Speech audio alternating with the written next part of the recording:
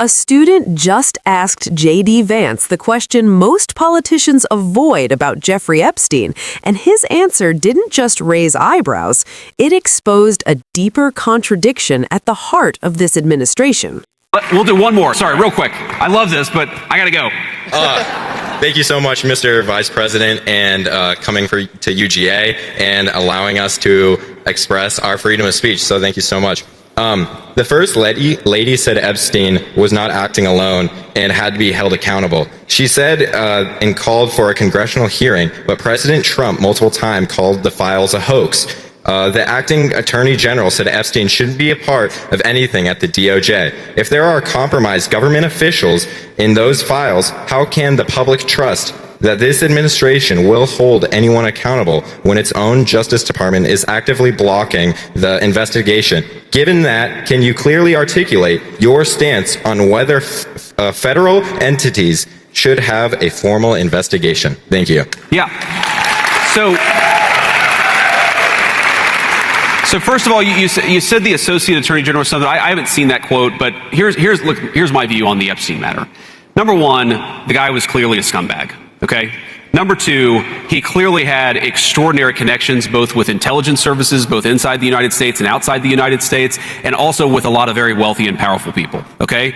Number three, I have been a firm advocate and will continue to be a firm advocate of where we have something, and you know, like, I'm probably more obsessed with this than most officials, okay? Probably more obsessed with this than most people even in this room, is when you see somebody who says something in an email that suggests, you know, there's one email I read, and it's been a little while ago, but it was talking about, you know, one person sent an email to Jeffrey Epstein saying, oh, there was some really nice, like, pizzas and grape sodas or something like that. And I remember it sounded like the Pizzagate conspiracy theory, but here it was in like an email from a guy. And my reaction to that was, we should absolutely investigate that person, okay? And, you know, you remind me, I'm going to follow up on that to see whether we've investigated that person, because we should. We absolutely should. When you see evidence of sexual assault, sexual misconduct, regardless of whether you're powerful or not, in fact, you should probably investigate it more if you're a powerful person, right? I don't want powerful people, you know, being involved in this disgusting behavior. But I have to defend the president on this, because when he said that it was a hoax,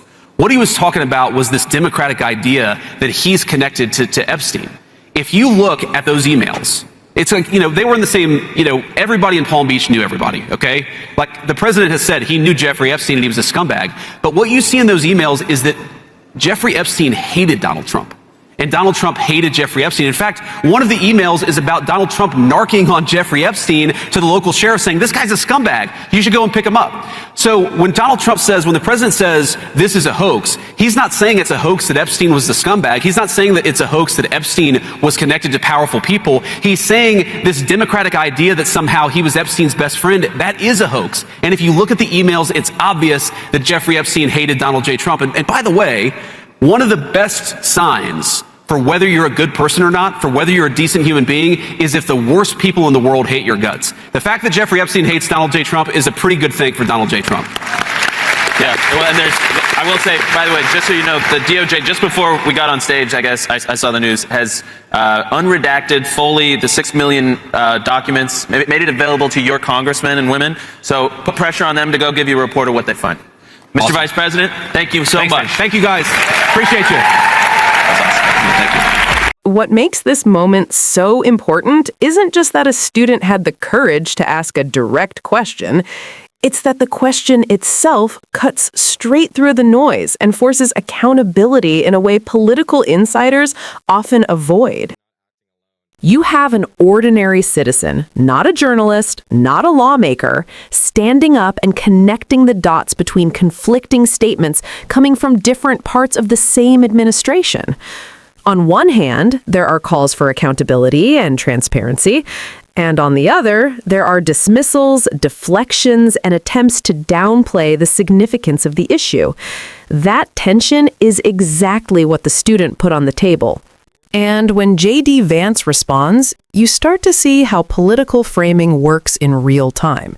Instead of directly addressing the core concern, which is whether there will be a full, independent, and credible investigation into all individuals connected to Epstein, the answer shifts into something else. It becomes about defending Donald Trump, reframing what hoax means, and redirecting attention toward selective interpretations of emails and relationships. That pivot is not accidental, it's strategic. Because once the conversation moves away from systemic accountability and toward individual defense, the broader question starts to fade. But here's the problem. The public isn't asking whether one person liked or disliked Epstein. That's not the standard for justice. The standard is whether anyone who had involvement, knowledge, or complicity is being fully investigated regardless of their power or position.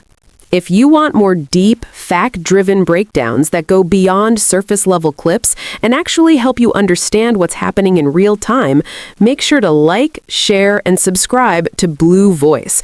Because when citizens stay informed and engaged, it becomes much harder for the truth to be sidestepped.